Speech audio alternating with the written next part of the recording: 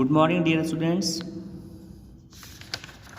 Yesterday we had started chapter number 10, verbs and kinds of verbs, and yesterday I had explained to you what is a verb, and I have explained you all these examples. Today we are starting a new topic, which is kinds of verbs.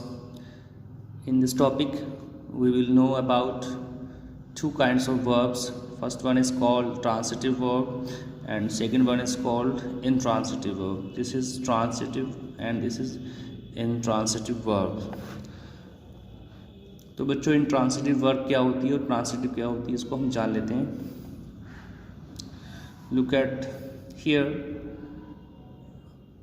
Transitive verbs. In Hindi इसको हम कहते हैं सकर्मक क्रिया.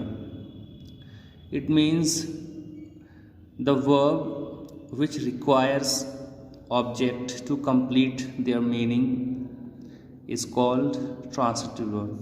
वो verb जिसको अपना meaning complete करने के लिए ऑब्जेक्ट की ज़रूरत पड़ती है उसको हम ट्रांसिटिव वर्ब कहते हैं.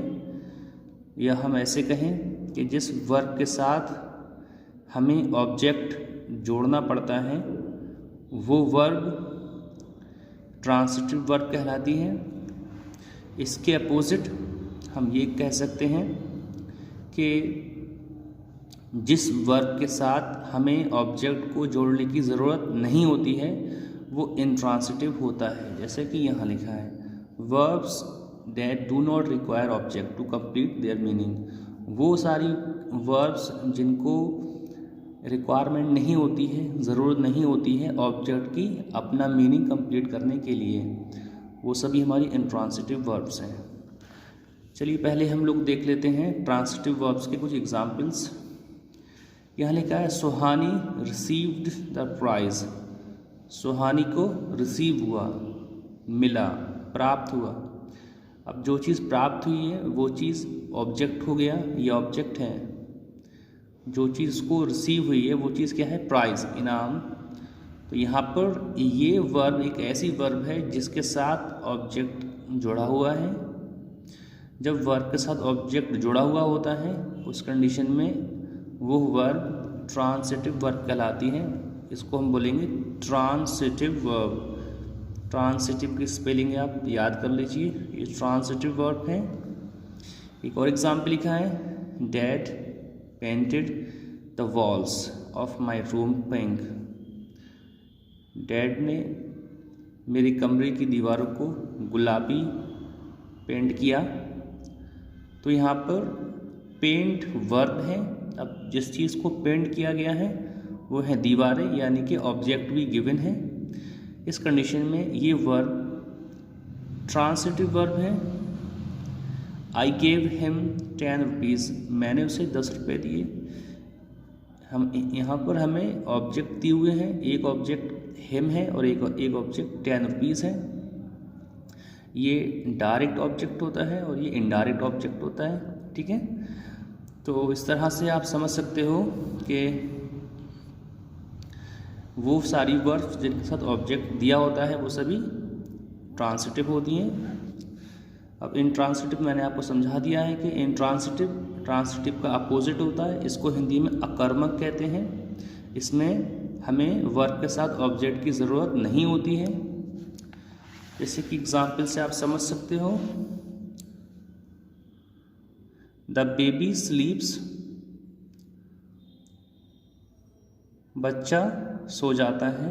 यहाँ पर इस वर्ब के साथ हमें कोई भी ऑब्जेक्ट की ज़रूरत नहीं है, यहाँ कोई ऑब्जेक्ट गिवन नहीं है. आदित्य लॉफ्स. आदित्य हंसता है. The horse runs fast. घोड़ा तेज़ दौड़ता है. ये सभी ऐसी वर्ब्स हैं जिनके साथ कोई भी ऑब्जेक्ट जुड़ा हुआ नहीं है, यानी कि इस एक्शन का कोई भी रिसीवर नहीं है, कोई ऐसा नाउन नहीं है जिस पर ये एक्शन परफॉर्म हो रहा हो. ये इंट्रांसिटिव है क्योंकि ये जो एक्शंस हो रहे हैं ये किसी भी डायरेक्शन में ट्रांसफ़र नहीं हो रहे हैं, यानी कि किसी पर भी इफ़ेक्ट नहीं डाल रहे हैं, इस कंडीशन में ये इंट्रांसिटिव है क्योंकि इनके साथ ऑब्जेक्ट नहीं है। ठीक है, इस तरह से ये आप पढ़ लीजिए। इसके बाद ये नंबर 3 टॉपिक है वर्ब कॉम्प्लीमेंट। लिखा है a verb complement is the direct और indirect object of the verb.